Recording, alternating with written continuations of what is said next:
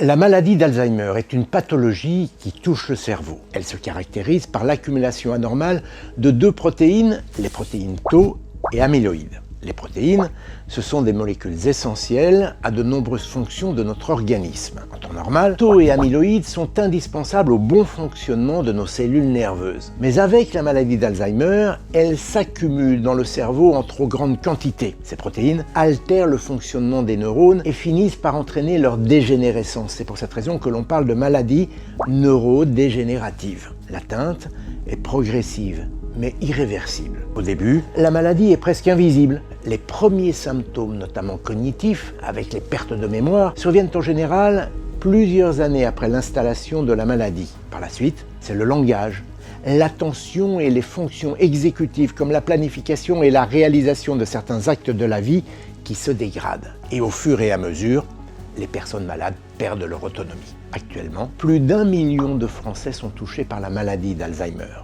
À ce jour, on ne peut pas en guérir. On peut simplement ralentir sa progression lorsqu'elle est prise en charge assez tôt. Pour autant, il faut garder espoir, les tout premiers traitements sont en cours de commercialisation et beaucoup d'autres sont en test. Grâce au soutien de la Fondation Alzheimer, de nombreux chercheurs étudient les mécanismes pathologiques afin de trouver des médicaments efficaces et des moyens de prévenir cette maladie.